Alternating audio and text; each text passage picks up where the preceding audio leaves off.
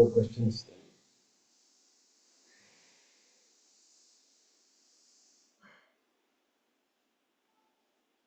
I see you muted. Vijay, do you have a question or? I got again, sorry, getting muted. Okay. So my question was that when we say Paravidya, I mean, Sarvjna means one who knows Paravidya. And Sarvavit is one who knows Paravidya and all the Aparavidya. Is that correct? Yes. So if that's so, why do we say Ishvara is Sarvjna and Sarvavit? Sarvavit includes Paravidya. Yeah, here Shankaracharya does not include. He says Visheshena. He says Saman. He is not including the two, really speaking. Shankara says it's there in front of your eyes and my eyes. He says Samanyena Sarvajnaha. Visheshena Sarvavit.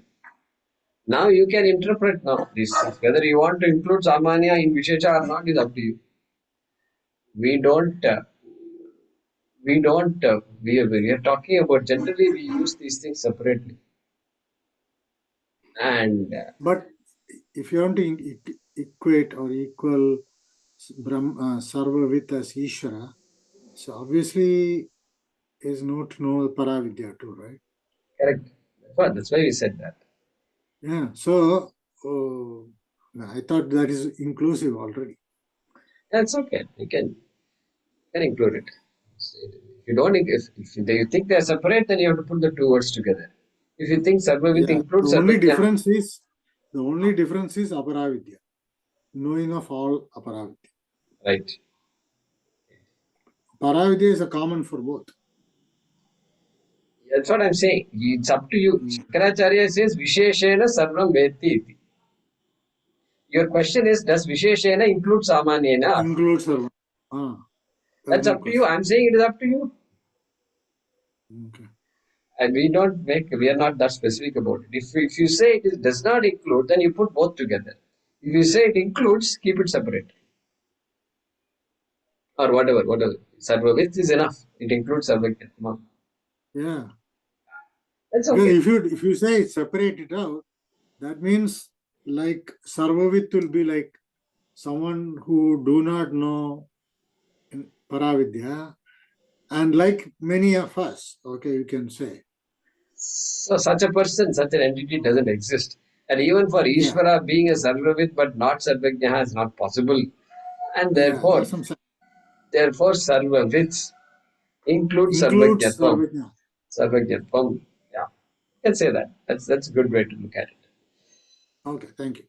And in fact, the Shastra Bhashyam also, Shastram often, they will just say Sarvavit. They won't say Sarvajnaha, Sarvavit again, they won't say that. Sarvavit. We discussed this in few classes, in one other class, I don't remember whether it was Kaivalya Upanishad or Viveka Chudamani or anything. I'll have to go back to my notes. We at length discussed this Sarvajna and Sarvavit. Yeah, good point. So you can say that.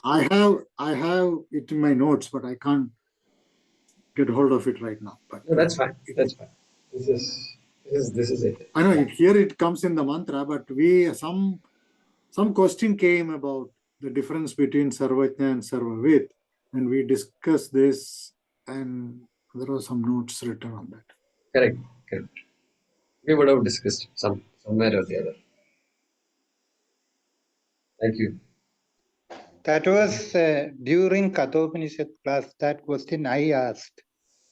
What is the difference between Sarvavit and Sarvajna? Yeah, so if my memory is correct. Yeah. Thank you. I remember.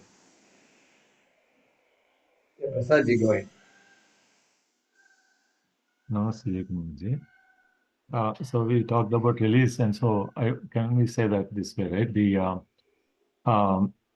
science can go up to a Karya Brahman, religion can go up to Karana Brahman, and Advaita is Karya Karana Vilakshana Brahman. So science can go up to Karya Brahman, and then what is the other one?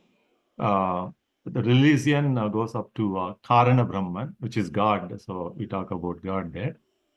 And Advaita Vedanta is Karya Karana Vilakshana Brahman. Okay. Yeah. Put it. So that's an interesting observation. So when you say Karya Brahma, science talks about Karya Brahma. What we should correct ourselves there, because there are certain Karya Brahmas science will not talk about, cannot talk about. Science cannot talk about karma and karma phalam. Adrishta karma phalam, science cannot talk about. But it is Karya Brahma only. Science cannot talk about Sapta Lokaha. It may talk about galaxies and all that, which you can see only. But Sapta Lokaha, they can't talk about, which are not visible to the eye. Okay. Hiranyagarbhakya, we can't talk about. Those things, Devatas, no chance at all. But Devata also is Karyam Brahma only. Karyam only. Brahmaji himself is Karyam, what to talk about other Devatas. So all that is there. So science talks about a small subset of Karya Brahma Prapancha. Important subset. Important. Because what science is doing is very important, because we are all in this world only. How people live in Indraloka is not going to make a difference to our lives. So science is doing the right thing by only focusing on what I can perceive. Through the instruments, whatever I can see, only I can talk about. And so Karya Brahma, all right, but a portion of Karya Brahma. But here, knowable and so known and unknown, if you take, known is what is known plus knowable also, right? So that way, science can go up to knowable also, right? Whatever it is, so whether it is to that extent. I'm saying that science will not cover all knowables.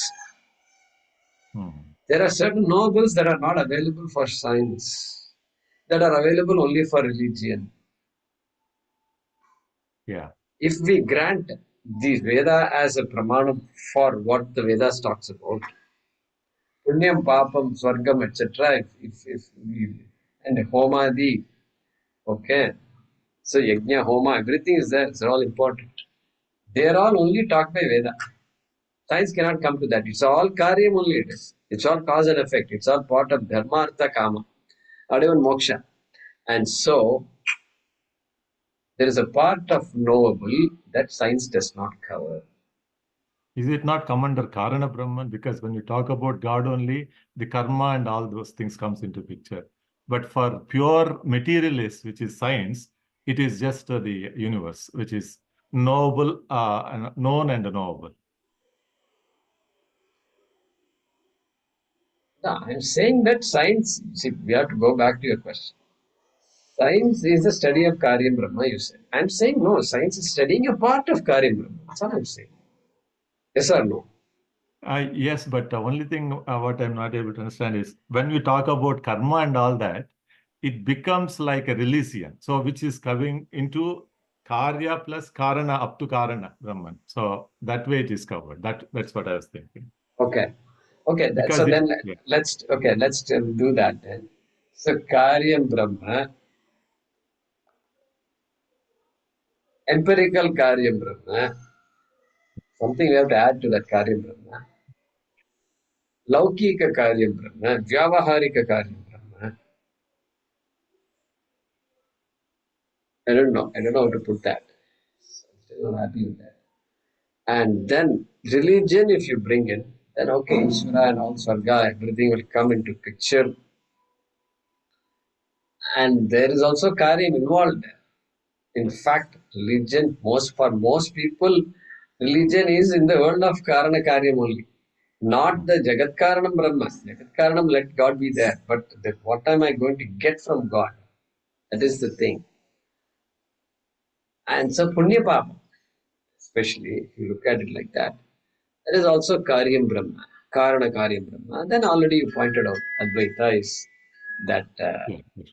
Because it's a reverse way of thinking. The Nirguna, when you talk about Ishvara, Nirguna Brahma limited by Maya is that. And when you talk about Hiranyagarbha, we just don't talk about Ishvara to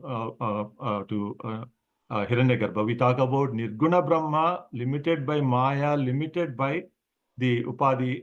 So then with mind we talk about, so it is starting from in the same way I was going in the reverse fashion.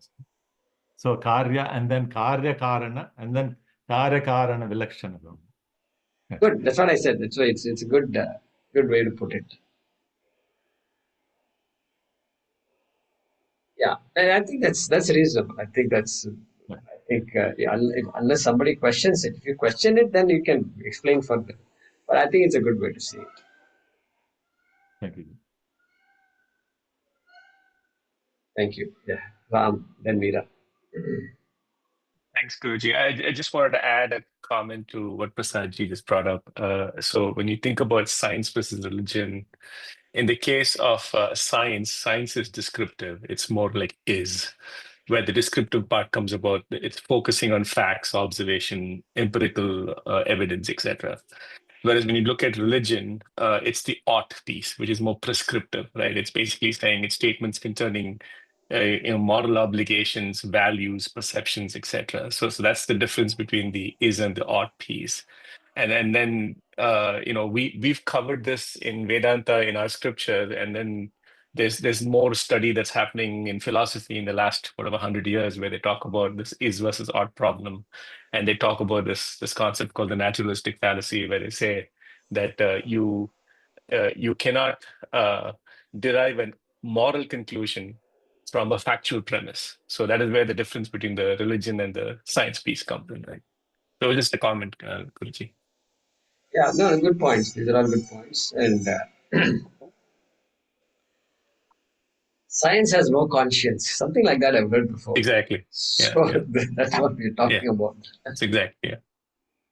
And Yeah. I was, It can describe things, but it cannot tell you why. The reason, the prescriptive part is not there in science, right? when I was in supply chain area, I used to do some optimization and all. And at that time, I heard somebody say this program will sell your mother for a penny. Like that, they said. So then it struck me, these are important statements, and that means there's no conscience here. And Right. so prescriptive. Yeah, so prescriptive comes under dharma, artha, and kama. Yeah. There's religion, okay, dharma, artha, kama, prescriptive. Then when you come to moksha, there is a lot of prescription, of course. And Advaita Vedanta stretches it out a little bit. And it says any prescription will not give you moksha. Moksha cannot be a result of a prescription. Prescription, right. Cause effect, because that comes under cause effect. That's right. Karma, etc. Yeah. Right, which is why in the Abrahamistic religion, there's the omni problem, where they talk about the omniscience, omnibenevolence, and omnipotence. And because their definition of God or Ishvara is the three omnis, and automatically you have the problem of evil because of that, right? Why does evil exist? And whereas in our darshana, we don't have that because we have the concept of karma and the concept of Brahman and Nirguna and Saguna Brahman being causeless. So we're outside of that piece. So that's how we are able to answer that question. Correct. So this good and evil, my God, wherever you go, you can see that even in the common discourse. And Trump also will use the word evil periodically. They can't get away with it. Two parallel realities are there. It is right. Right. The demon is always checking on God, making sure God is doing the right thing. Something like that. So that dichotomy just is there in that dynamic. Good. Thank you, Ram. Thank you, Guruji. So Ram, our job situation, I talked to a couple of people, they said it's a mess in US and all. It's pretty bad right now. So it's fine, Guruji. I mean, it's just a transition phase, and every day the news changes. So I'm sure it'll settle in the next 2 or 3